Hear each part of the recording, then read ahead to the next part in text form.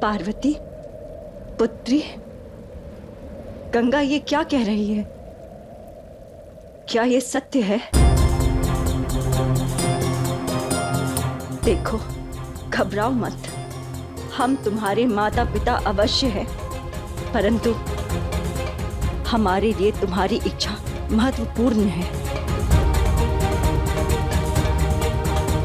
हमारी इच्छा ये है कि तुम्हारा विवाह विंध्य के राजकुमार के साथ हो, परंतु देवी देवता चाहते हैं कि तुम्हारा विवाह शिव से हो। अब तुम ही बताओ कि तुम किसकी इच्छाओं का सम्मान करोगी?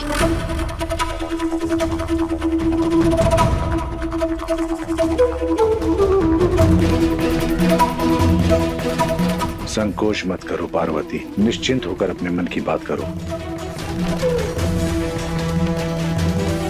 हमने आज तक तुम्हारी हर इच्छाओं का सम्मान किया है, आगे भी करेंगे। मेरे लिए मेरी पुत्री से बढ़कर, उसके जीवन से बढ़कर, उसकी सोच से बढ़कर और कुछ भी नहीं।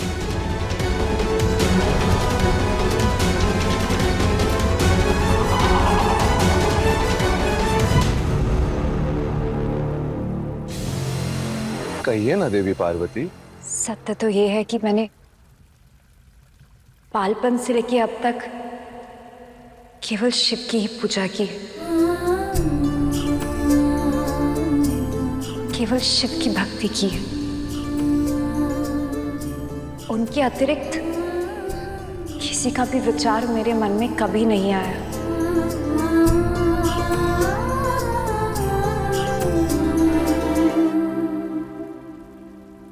यदि किसी भक्त को उसका भगवान मिल जाए तो उसके लिए इससे बड़ा सौभाग्य क्या हो सकता है।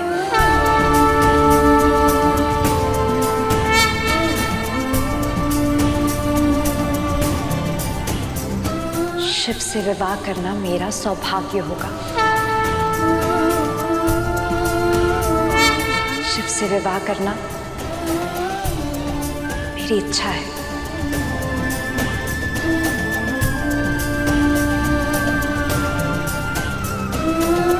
परंतु एक सत्य और भी है, ये मेरी इच्छा है, मेरा निर्णय नहीं।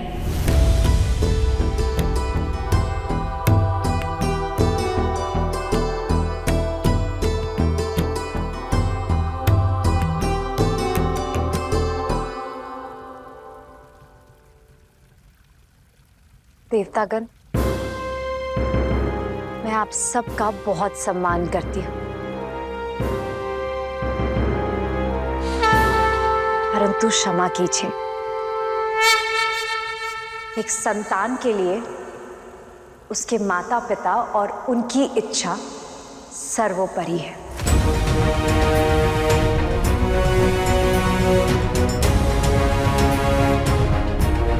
वो माता पिता जिन्होंने उसे जन्म दिया, जिनके कारण इच्छा करने वाला शरीर और मन मिला,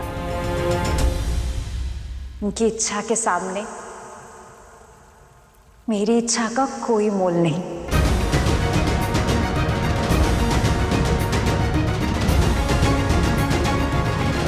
आप सब देवता हैं, संपूर्ण संसार में पूजनीय है, परंतु मेरा संसार, मेरे देवी देवता ये मेरे माता पिता, जो इनकी इच्छा होगी वही मेरी इच्छा है।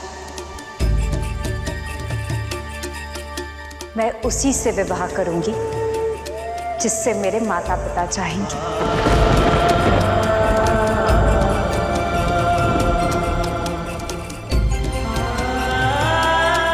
इनका हर निर्णय मुझे स्वीकार होगा।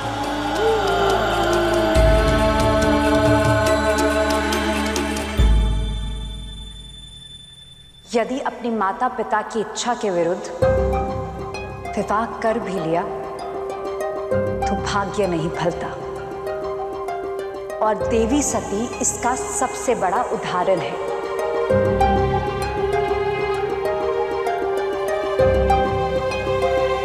मैं शिव से विवाह तभी करूंगी यदि मेरे माता पिता की इच्छा होगी, अन्यथा नहीं।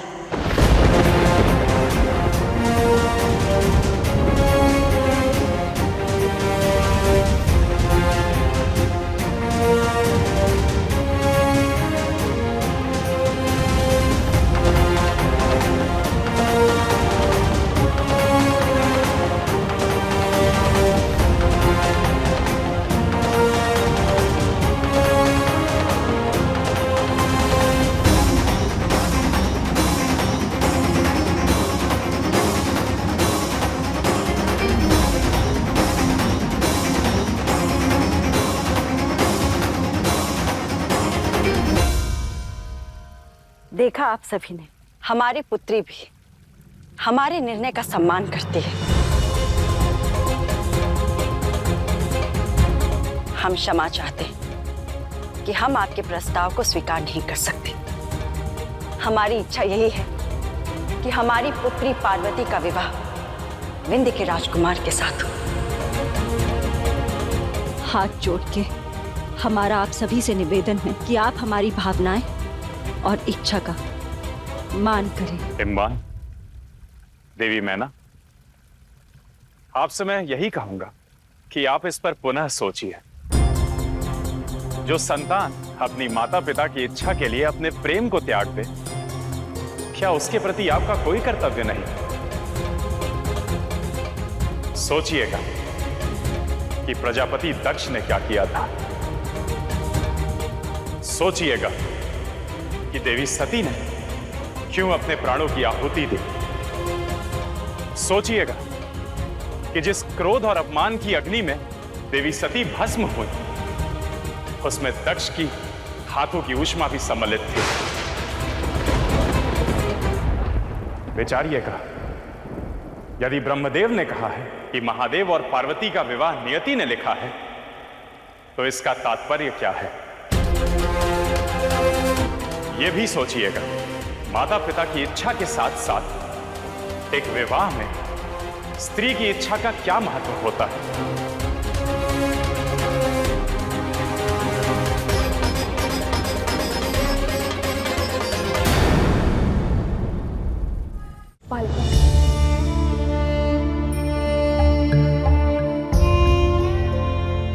पार्वती शिव के साथ विवाह करने के लिए सज्ज है, तो शिव से इस विषय में बात की जा सकती है। मुझे शिव से विवाह स्वीकार है।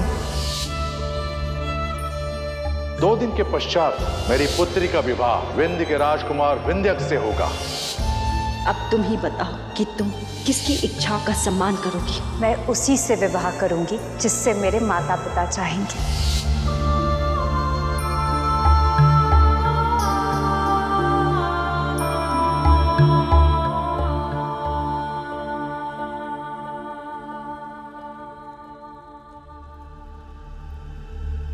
क्या हुआ तुम्हें पार्वती?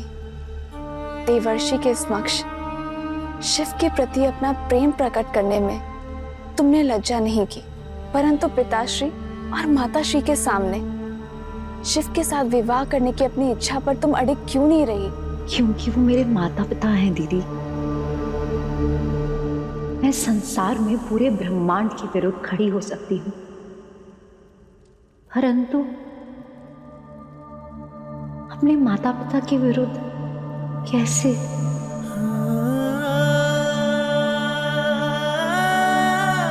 मुझसे मुंह मोड़ लेने से तुम सत्य से मुंह नहीं मोड़ सकती।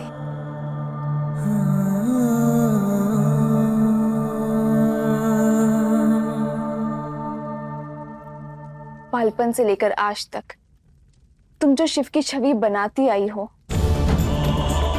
शिव में हो गई हो तुम। क्या तुम इस बात को भी नकार दोगी? और ये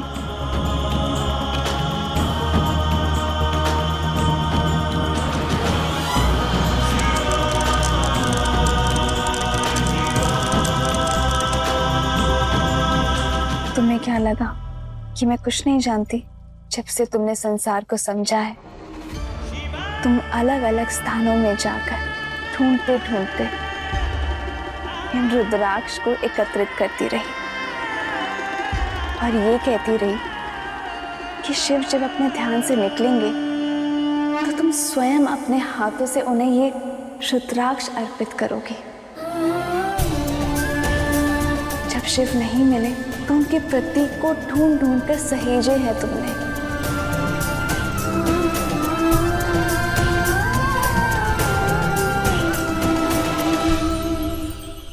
शिव से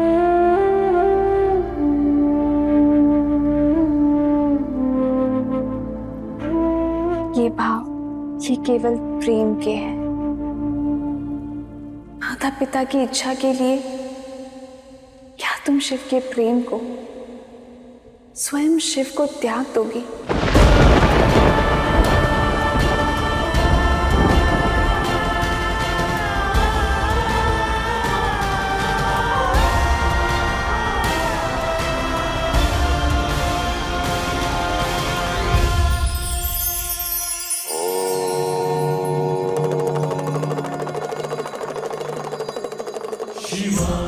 जब से जीवन प्रारंभ हुआ है तभी से सबसे बड़ा भय क्या है जो मनुष्य को सताता है? वो भय है एकांत का। जब जीवन छोड़ता है तब उसे भय लगता है कि दूसरे संसार में वो अकेला रह जाएगा। जब हम अकेले होते हैं तब हमें आभास होता है कि हमारे पास तो कुछ होता ही नहीं।